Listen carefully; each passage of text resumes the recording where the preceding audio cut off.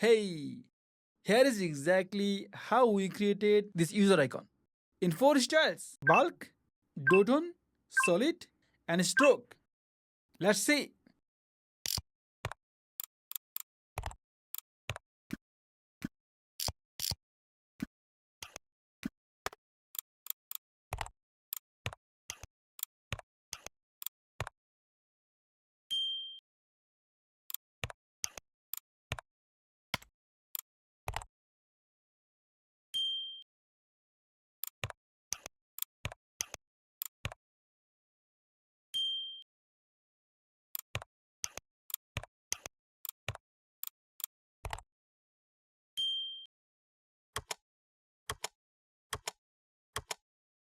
That's it. Easy peasy.